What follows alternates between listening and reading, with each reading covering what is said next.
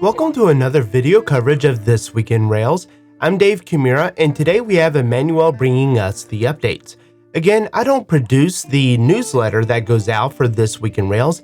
I simply provide the video coverage of it. So if you would like to receive your own copy, you can go to world.hey.com/this.week.in.rails. So let's dive right in. For the first item, we have the show relevant commands when calling help. And this is just a quality of life improvement, especially for those who are just getting into the framework, where when you run the Rails command inside of a project directory or outside of a project directory, then the context will switch and it'll give you some better hints on what commands you can run at that particular location. And next, we have the let's hash with indifferent access transform keys method take a hash argument like Ruby's hash transform keys. And essentially, this is just kind of bringing the Rails version of this transform keys into parity with the current version of Ruby's implementation. And back in Rails 2.5, the transform keys did not take in a hash argument, but Ruby has been updated since then, and it does take that hash in now. So this pull request is just getting in line with that. And the next one is let delegate define method with proper arity when delegating to a class.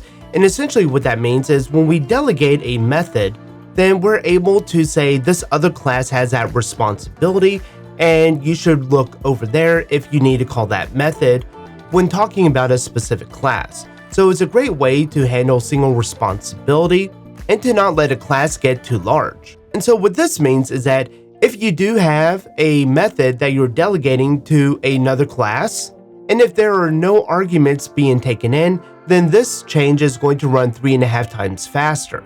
However, if there are arguments being passed through, then this change is going to ensure that you have the correct number defined in your method that you're trying to delegate.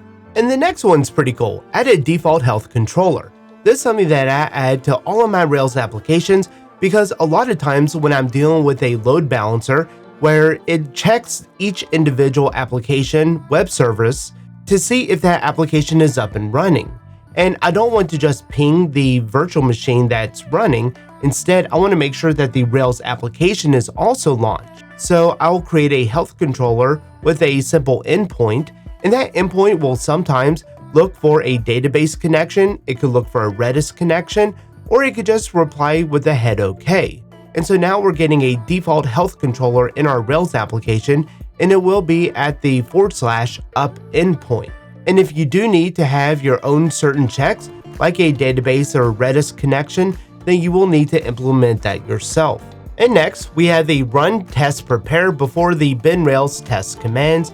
And this is just making sure that when you run bin Rails test, that you're getting the same functionality as the bin rake test. However, with the bin Rails test, you're still not going to be executing the system tests as those are a bit slower, and especially if we're running on our local environment, I want that to be more of a intentional thing instead of something that is ran automatically. And the last item is change Docker file from using Node 19 to match the dev environment.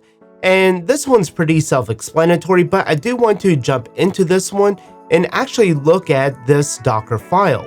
Because I'm a big fan of Docker, it has made my development life so much easier, and it's just a lot of fun to tinker around with different projects without affecting my host computer. And if we look at the Docker file template, which is going to be a default in Rails 7.1, where we get this Docker file created for us, then you can see that we are just getting our Ruby version and we're creating our image off of this base Ruby version. If we are using Node, then it'll use Volta to install the Node version and Yarn version. If we have active storage, then it's going to install the libvips. We're setting our work directory, and then we get down to the interesting bit where it's setting our Rails environment to production. So this Docker file is really meant to probably be used with MRSK, which is that project that is used to help aid us in deploying to our production environments. I don't think that this file is really going to be used for development, so make sure that you have a dockerfile.dev or something like that if you're using Docker to develop in your local environment. And so that's all for this week's coverage of This Week in Rails. Again, I want to thank everyone who has contributed to Rails over the past week, helping make it a better framework. Again, the first-time contributors, I really thank you for all of the work that you have done, as well as the veterans on this list. And I do apologize for having missed the past couple of weeks of This Week in Rails. I was dealing with some health issues, which I am hoping to get resolved soon. It's nothing serious. However, it has taken a toll on me, and I did have to decide on what's important and what I need to prioritize. And unfortunately, This Week in Rails was not something that I was able to commit to. But I have still been releasing a new episode on driftandruby.com every week, so be sure to check those out. Well, that's all for this week's coverage. Thanks for watching.